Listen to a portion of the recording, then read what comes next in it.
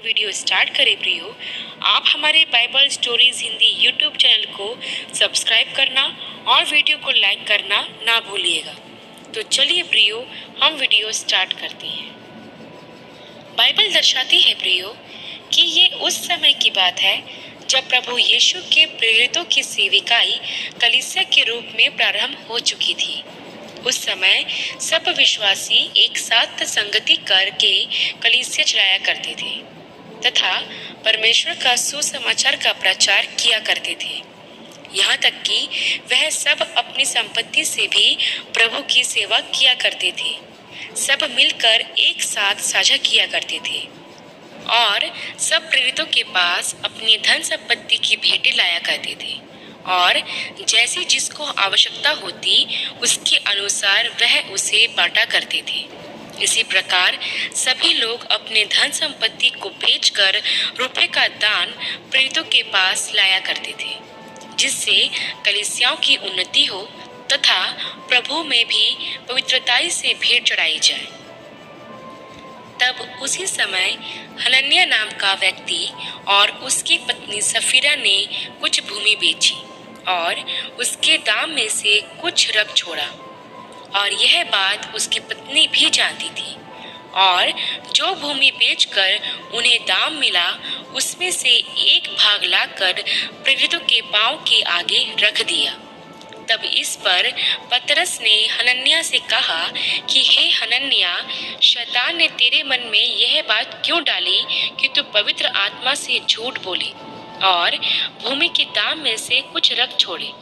और पतरस ने हनन्याह से यह भी कहा, जैसे प्रेरितों के काम 5 अध्याय के 4 वचन में लिखा है कि जब तक वह तेरे पास रही क्या तेरी न थी, और जब बिक गई तो क्या तेरे वश में न थी।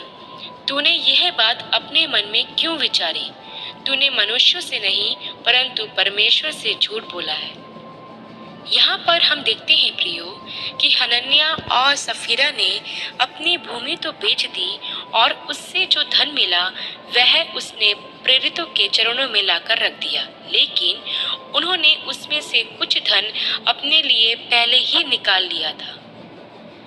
जब प्रेरितों ने उनके इस कार्य को देखा तो पवित्र आत्मा ने इन लोगों के इस झूठ का खुलासा पतरस से किया, अर्थात प्रकट किया कि हनन्याह और सफीरा ने भूमि की कुछ रकम अपने पास रखी हुई है। प्रियो, कई बार हम भी कुछ गलत करने के बाद या गलत करते समय यह सोचते हैं कि हमें कोई नहीं देख रहा, या जो भी हमने किया है उसके बारे में किसी को भनक तक नहीं है। हम ऐसा सोचते हैं कि वो बात सबसे छिपी हुई है, परंतु इस घटना में हम देखते हैं कि पवित्र आत्मा ने हनन्याह और सफीरा के पाखंड भरे कार्य को पतरस पर जाहिर कर दिया। वैसे ही प्रियो, हम इस धोखे में ना रहे कि जो भी हम गुप्त में छिपते छिपाते करते हैं या बोलते हैं उन सब बातों को परमेश्वर नहीं जानता है। परमेश्वर से कोई भी बात छिपी नहीं है। हमारा परमेश्वर मन में छिपी बातों को जानने वाला परमेश्वर है। हनन्याह और सफीरा ने ना सिर्फ इस झूठ को छिपाने का प्रयास किया परंतु प्रेरितों से झूठ भी बोला। वैसे ही हम भी अपनी गलतियों को छिपाने के लिए झूठ का सहारा लेते हैं। तब आगे देखते हैं प्रियो कि हनन्याह का वह झूठ जब पतरस पर पवित्र आत्मा के द्वारा जाहिर हुआ तब यह जानकर हनन्याह वहीं खड़े खड़े गिर पड़ा और अपने प्राण छोड़ दिए। और उसी समय वहां खड़े सब सुनने वालों पर बड़ा भय छा गया। फिर जवानों ने उठकर उसकी देह को बाहर ले जाकर गाड़ दिया। यहाँ पर हम ध्यान दें प्रियो कि हनन्याह उद्धार पाया हुआ व्यक्ति था। उसने प्रभु यीशु मसीह पर विश्वास करके पिता, पुत्र, पवित्र आत्मा के नाम में बपतिस्मा भी लिया हुआ था। वह परमेश्वर के घराने का एक सदस्य बन गया था, लेकिन हम देखते हैं प्रियो, इसके बावजूद भी उसने 2 गलत काम किए। पहला, उसने भूमि की संपत्ति में से कुछ अपने पास रख लिया और दूसरा, उसने झूठ बोला। शैतान ने पल भर में उसके जीवन पर कब्जा कर लिया। ना सिर्फ हनन्याह बल्कि सफीरा भी शैतान के झांसे में आ गई और उसने उसे भी नाश कर दिया। जैसे कि हम देखते हैं, आगे उसकी पत्नी ने भी इसी प्रकार किया। लगभग उसके 3 घंटे के पश्चात जब उसकी पत्नी भी वहां आई, तब तक वह नहीं जानती थी कि उसके पति के साथ क्या हुआ। तब जब उसकी पत्नी सफीरा पतरस के सामने आई, तब पतरस ने उससे कहा कि मुझे बता कि तुमने वह भूमि इतने ही दाम में बेची थी। तब सफीरा ने कहा कि हाँ, इतने में ही बेची थी। तब उसकी पत्नी ने वही झूठ पतरस से कहा जो झूठ हनन्याह ने पतरस से कहा था, क्योंकि पहले ही पति और पत्नी दोनों ने झूठ बोलने की सहभागिता कर ली थी, परंतु यह नहीं जानते थे कि परमेश्वर यहोवा से कुछ नहीं छिपता है। तब जब सफीरा ने पतरस से भी झूठ बोला, तब पतरस ने सफीरा से कहा, जैसा प्रेरितों के काम 5 अध्याय के 9वें वचन में लिखा है कि यह क्या बात है कि तुम दोनों ने प्रभु की आत्मा की परीक्षा के लिए एका किया है। देख, तेरे पति के गाड़ने वाले द्वार ही पर खड़े हैं और तुझे भी बाहर ले जाएंगे।